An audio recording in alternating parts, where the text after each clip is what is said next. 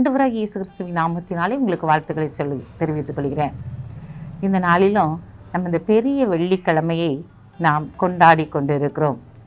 பெரிய வெள்ளி இயேசு கிறிஸ்து நமக்காக ஜீவனை கொடுத்த ஒரு நாளாக நம்முடைய தேசம் முழுவதும் இது கொண்டாடப்படுகிறது.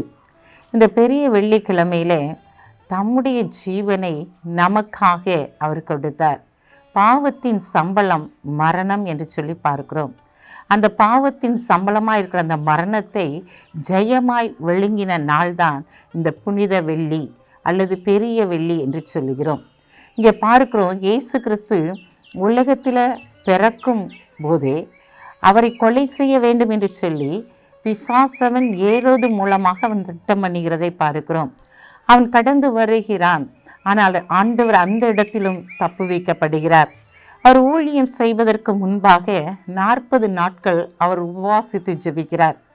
ஏன்னா இவர் மரித்து தன்னுடைய ஜீவனை கொடுத்தால் இந்த ஜனங்களை அவர் மீட்டு ரட்சித்து விடுவார் என்று சொல்லி பிசாசுக்கு ஒரு பயம் அவனுக்குள்ளாய் காணப்பட்டது. அதனால தான் பிறக்கும் போதே இயேசுவை கொலை செய்யும்படியாக அந்த ஏரோது ராஜாவுடைய உள்ளத்தில் பேசுகிறவனாய் காணப்படுகிறான். இங்கே 2வதாய் பார்க்கிறோம், இயேசு கிறிஸ்து ஊழியம் செய்வதற்கு முன்பாக 40 நாட்கள் உபவாசித்து ஜெபிக்கிறார். அவருக்கு பசி உண்டாயிற்று என்று சொல்லி பார்க்கிறோம். இவரை எப்படியாச்சும் காலி பண்ணணும் அவன் நினச்சதுனால அவன் சொல்கிறான், பசி வந்துட்டுல இந்த கல்லுகளை அப்பமாக்கி சாப்பிடும் அப்படின்னு சொல்கிறான். நீர் என்னை பணிந்து கொள்ளும், இது எல்லாத்தையும் உனக்கு தந்துருதேன், இதெல்லாம் எனக்கு இப்போ சொந்தமாக இருந்துச்சு, இதெல்லாம் உனக்கு தந்துருதேன், ஏன் சிலுவையில் நீ மறிக்கணும் அப்படின்னு சொல்லிட்டு அங்கேயும் அவன் நினைச்சிடான், தடை பண்ணிக்கிறதை பார்க்கிறோம். ஆம் பிரியமானவர்களே, இந்த நாளிலும் எத்தனையோ தடைகள் வந்த போதிலும் பிள்ளைங்க பிறந்த அன்னைக்கு ரொம்ப சந்தோஷமாக தான் இருப்போம். ஆனால் இயேசு கிறிஸ்து பிறக்கும் முன்பாகவே அவருக்கு எத்தனையோ பாடுகள். ஒரு கன்னியின் வயிற்றிலே அவர் பிறந்தார். அங்கே பார்க்குறோம், ஆலயத்திற்கு எடுத்து சொல்கிறாங்க. அங்கே சீமோன் சொல்கிறாரு, உன் இருதயத்தை நினைச்சு ஒரு வாள் ஊடுருவும் என்று சொல்லி அங்கு சொல்லப்படுகிறதை பார்க்கிறோம். ஆம் பிரியமானவர்களே, இந்த நாட்களில் நம்மை மீட்கும்படியாக இந்த உலகத்திற்கு மரிப்பதற்காகவே ஆண்டவர் இந்த உலகத்தில் பிறந்தார். மரிப்பதற்காகவே, நம்முடைய பாவங்களிலிருந்து நம்மை மீட்டு ரட்சிக்கும்படியாகவே அவர் பிறந்தார். அந்த நாட்களில் பார்க்குறோம், பஸ்கா பலி என்ன செஞ்சாங்க, செலுத்தினாங்க. ஒவ்வொரு பலிகளை செலுத்தி பாவ நிவாரண பலி அங்கு செலுத்தப்பட்டது. இரத்தம் சிந்துதல் இல்லாமல் பாவ மன்னிப்பில்லை என்று சொல்லப்பட்டிருக்கிறது. அப்போ இந்த நாளில் இயேசு கிறிஸ்து நமக்காக இரத்தம் சிந்தின இந்த நாளில் தான் இந்த நாட்களில் நம்ம நினைச்சிரோம் கொண்டாடி கொண்டு இருக்கிறோம்.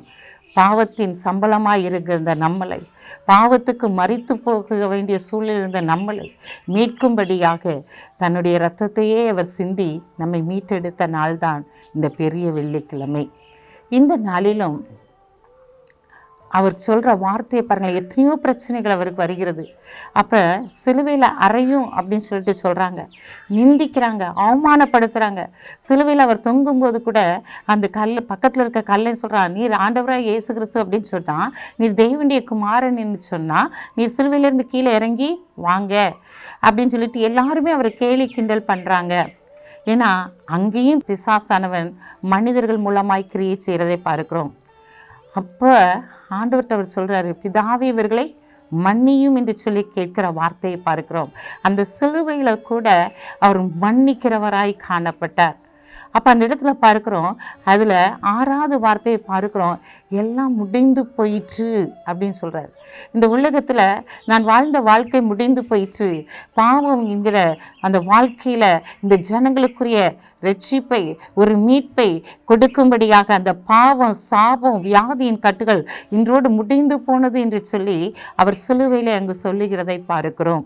ஆம் பிரியமானவர்களே, இந்த நாள் சிலுவையில் அவர் வெற்றி சிறந்த நாள். நமக்காக, நம்முடைய பாவங்களுக்காக, நம்முடைய குற்றங்களுக்காக, நம்முடைய சாபங்களுக்காக, நம்முடைய வியாதிகளுக்காக அவர் சிலுவையிலே வெற்றி சிறந்த நாள் தான் இந்த பெரிய வெள்ளிக்கிழமை.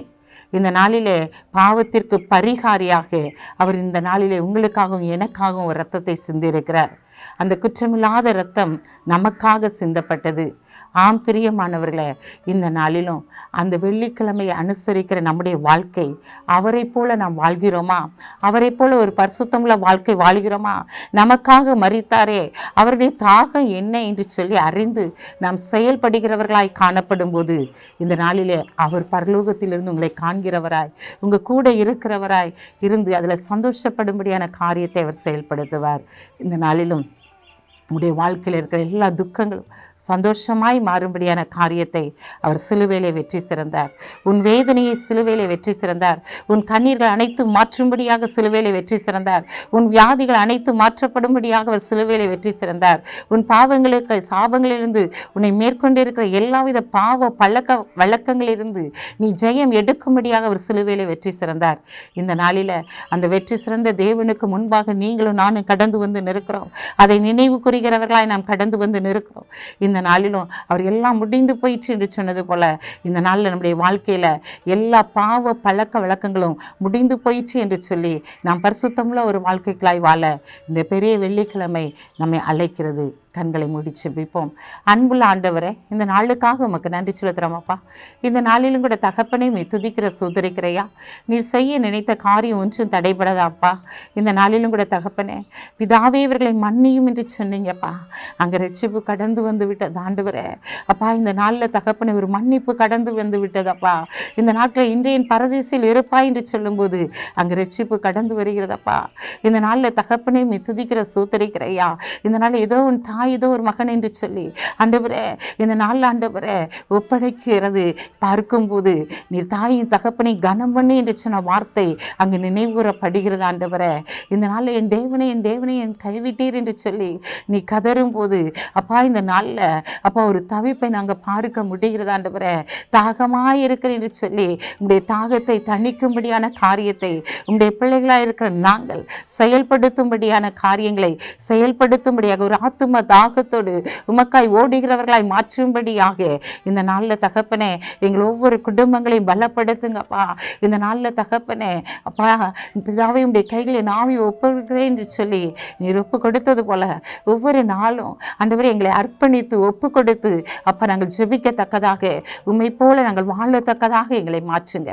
பிதாவின் சித்தத்தை நீர் செய்து முடித்தது போல நாங்களும் நீர் எங்களை எதற்காய் உருவாக்கினீரோ அந்த சித்தத்தை செய்து முடிக்க எங்களுக்கு உதவி செய்யுங்க.